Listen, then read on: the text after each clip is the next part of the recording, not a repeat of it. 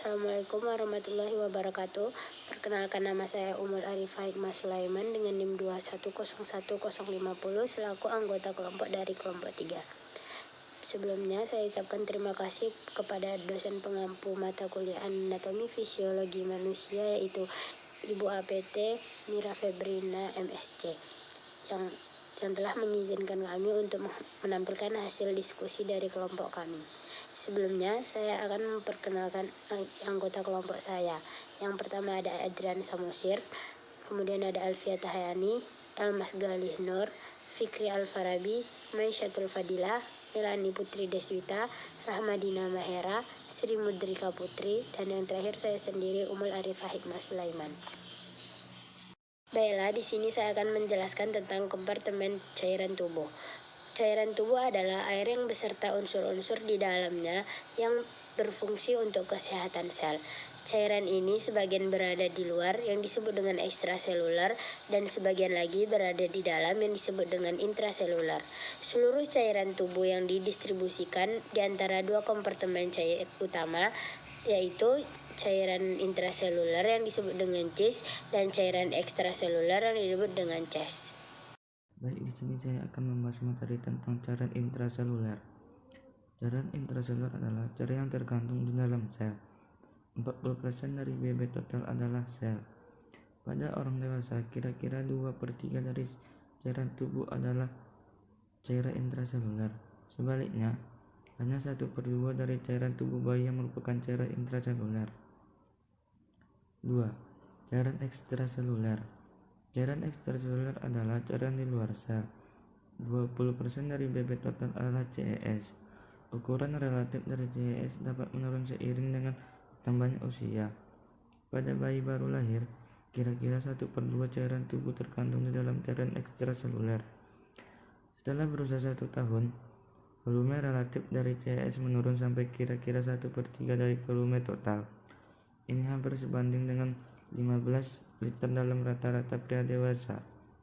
Selanjutnya yaitu cairan ekstraseluler terbagi menjadi 3, yaitu yang pertama cairan interstisial adalah cairan di sekitar sel.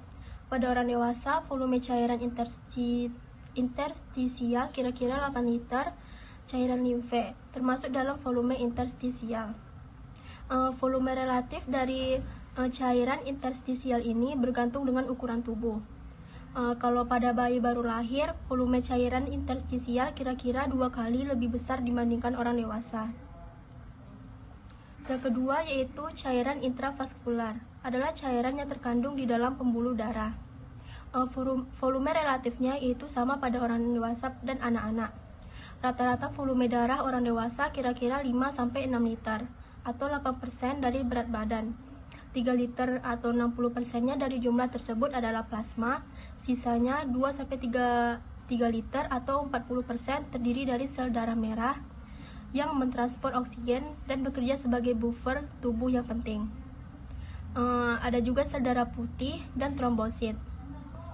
Tapi nilai tersebut dapat bervariasi pada orang yang berbeda-beda, bergantung pada jenis kelamin, berat badan, dan faktor-faktor lainnya. Yang ketiga ada cairan transseluler, yaitu cairan yang terkandung di dalam rongga khusus dari tubuh. Contohnya itu meliputi cairan cerebrospinal, perikardial, pleural, sinovial, dan cairan intraokular serta sekresi lambung. Pada waktu tertentu, volumenya dapat mendekati jumlah 1 liter. Namun sejumlah besar cairan dapat saja bergerak ke dalam dan keluar ruang transseluler setiap harinya. Contohnya itu kayak saluran gastrointestinal atau GI secara normal mensekresi dan mereabsorpsi sampai 6-8 liter per hari. Baiklah, selanjutnya ada gambar dari perbandingan cairan intraseluler terhadap ekstraseluler pada tubuh orang dewasa. Cairan intraseluler di sini lebih banyak daripada cairan ekstraseluler. Baik, selanjutnya komposisi. Komposisi kompartemen cairan terdiri atas CES dan CIS. CES, plasma darah, dan cairan interstisial memiliki isi yang sama, yaitu ion natrium dan klorida, serta ion bikarbonat dalam jumlah besar, tetapi sedikit ion kalium, kalsium, magnesium, fosfat, sulfat, dan asam organik. Yang kedua adalah CIS. Akibat pompa natrium kalium dependen ATP, konsentrasi ion natrium dan kalium intraseluler berlawanan dengan yang ada dalam CIS. Dalam CIS, ion kalium berkonsentrasi tinggi dan ion natrium berkonsentrasi rendah. Komposisi cairan tubuh terdiri atas air. Air adalah senyawa utama dari tubuh manusia. Rata-rata pria dewasa hampir 60% dari berat badannya adalah air, dan rata-rata wanita mengandung 55% air dari berat badannya. Yang kedua adalah solut atau terlarut. Selain air, cairan tubuh mengandung dua jenis substansi, terlarut, elektrolit, dan non-elektrolit. Kemudian ada pergerakan cairan. Cairan tubuh dan zat yang terlarut di dalamnya berada dalam mobilitas konstan dan proses menerima dan mengeluarkan cairan terus-menerus. Perpindahan cairan dan elektrolit tubuh terbagi dalam 3 fase. Fase pertama yaitu plasma darah pindah dari seluruh tubuh ke dalam sistem sirkulasi, nutrisi dan oksigen diambil dari paru-paru dan saluran pencernaan.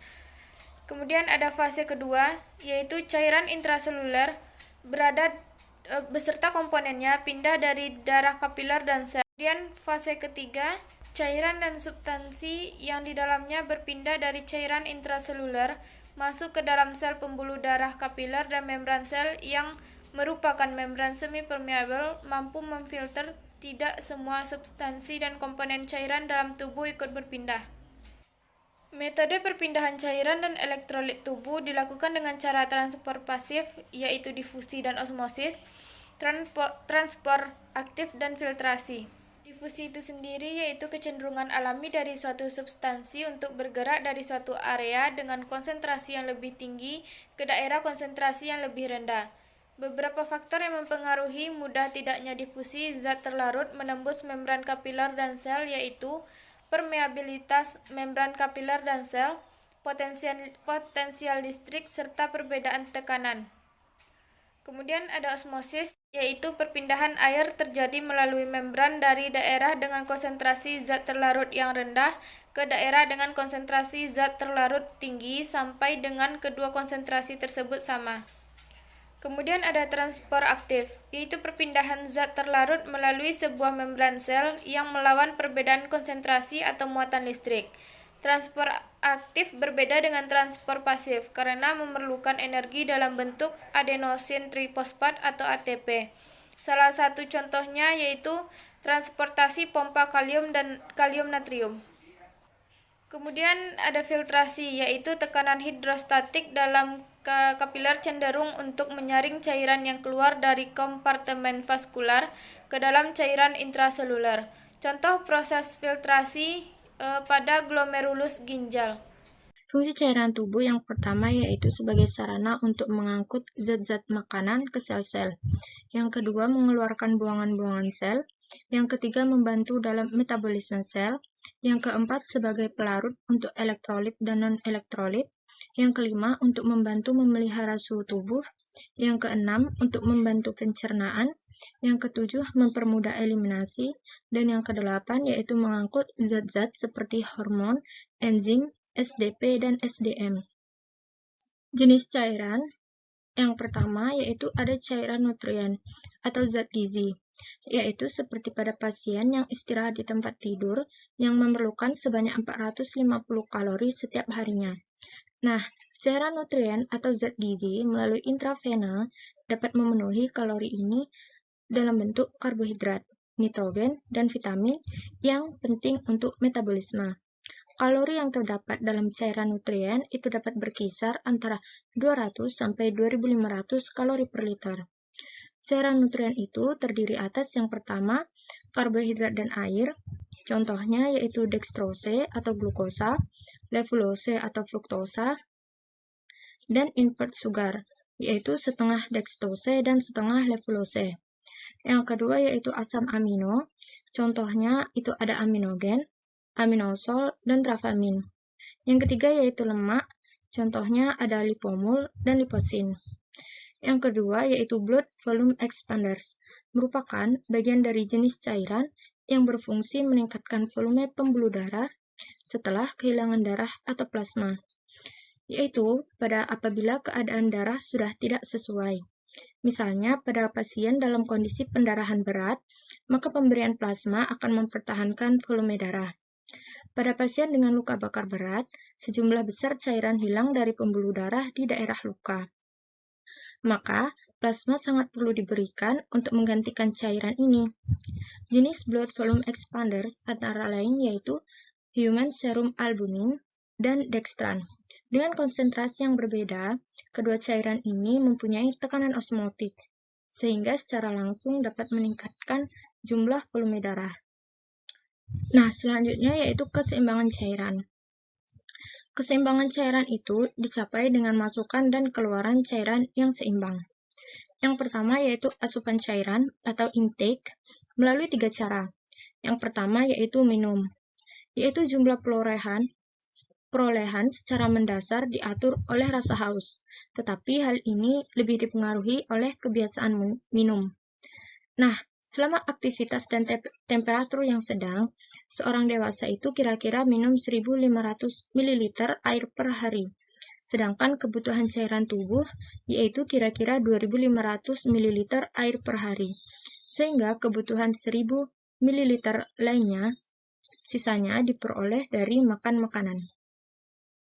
Yang kedua yaitu makan yang mengandung air, yaitu daging mengandung 50% sampai 75% air, dan beberapa jenis buah dan sayur mengandung 95% air. Yang ketiga yaitu proses oksidasi makanan dalam tubuh, atau metabolisme. Air metabolik yang dihasilkan melalui katabolisme mencapai sekitar 300 ml. Yang kedua yaitu keluaran cairan atau output melalui 4 proses. Yang pertama yaitu urin, yaitu proses pembentukan urin oleh ginjal dan ekresi melalui traktus urinarius merupakan proses pengeluaran cairan tubuh yang utama. Dalam kondisi normal, pengeluaran urin yaitu sekitar 1.400 sampai 1.500 ml per 24 jam, atau sekitar 30 sampai 50 ml per jam. Yang kedua yaitu IWL, atau insatiable water loss, yaitu terjadi melalui paru-paru dan kulit. Pada orang dewasa, normalnya kehilangan cairan tubuh melalui proses ini berkisar antara 300 hingga 400 ml per hari. Apabila respirasi atau suhu tubuh meningkat, maka IWL juga dapat meningkat. Yang ketiga yaitu keringat. Yaitu berkeringat terjadi sebagai respon terhadap kondisi tubuh yang panas.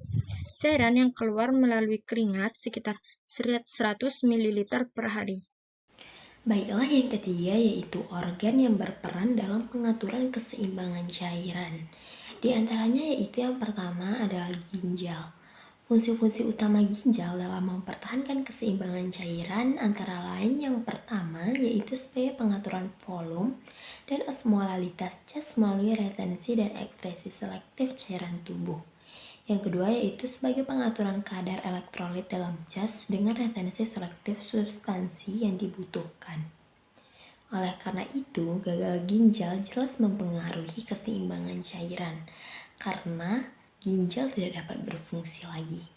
Yang kedua yaitu jantung dan pembuluh darah. Kerja pompa jantung mensirkulasi darah melalui ginjal di bawah tekanan yang sesuai untuk menghasilkan urin. Kegagalan pompa jantung ini mengganggu perfusi ginjal. Oleh karena itu, mengganggu juga pengaturan air dan elektrolit. Yang ketiga yaitu ada paru-paru. Melalui ehlasi, paru-paru mengeluarkan air sebanyak kurang lebih 300 liter setiap hari pada orang dewasa. Pada kondisi abnormal seperti hipertonia atau batuk yang terus-menerus akan memperbanyak kehilangan air. Ventilasi mekanik dengan air yang berlebih menurunkan kehilangan air ini. Selanjutnya yang keempat yaitu ada kelenjar pituitari.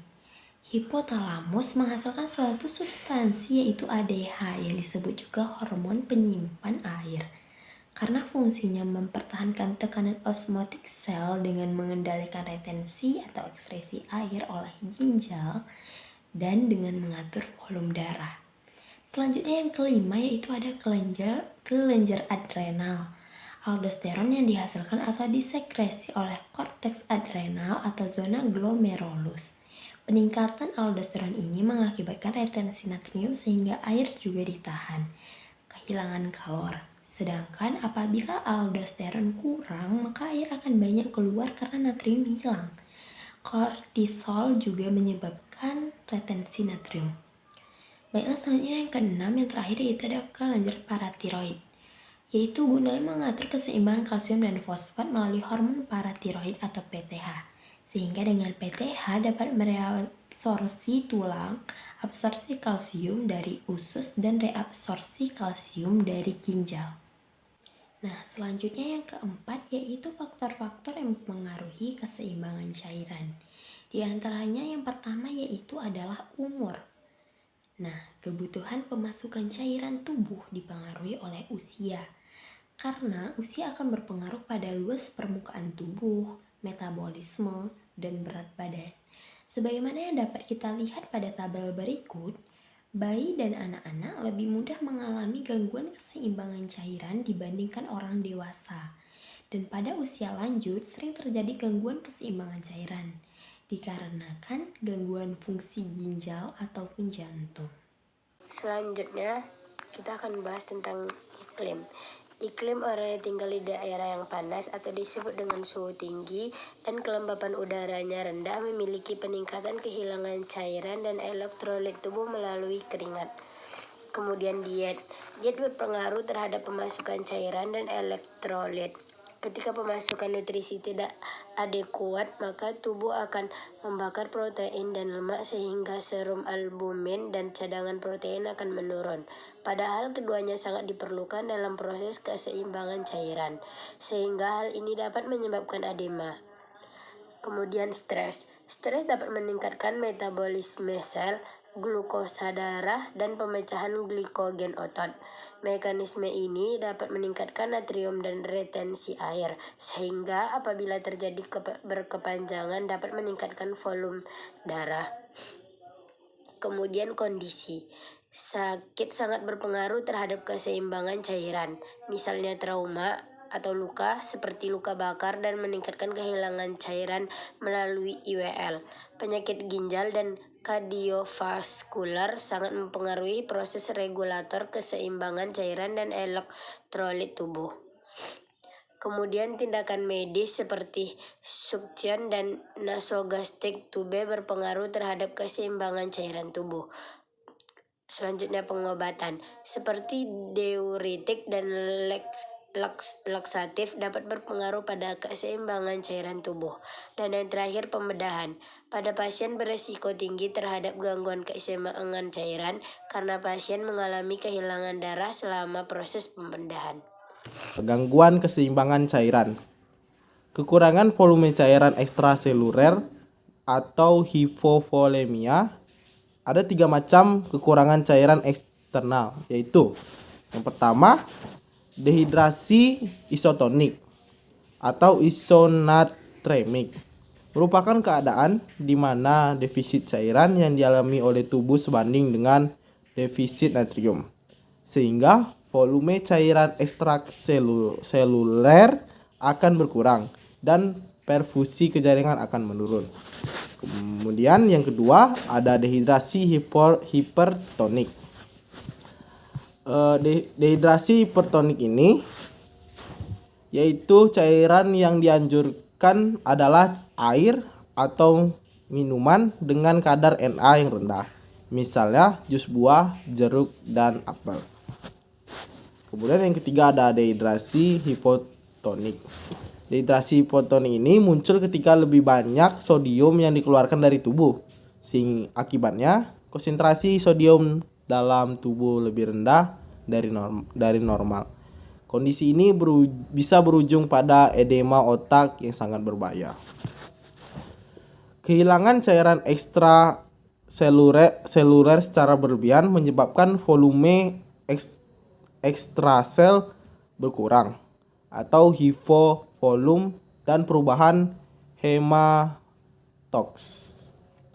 Yang kedua, terdapat 2 manifestasi yang ditimbulkan akibat kelebihan cairan, yaitu yang pertama hypervolume atau peningkatan volume darah, dan yang kedua edema, kelebihan cairan pada interstisial atau disebabkan oleh kelebihan cairan yang terjebak dalam jaringan tubuh. Sekian presentasi yang bisa saya sampaikan. Mohon maaf jika ada kesalahan. Terima kasih.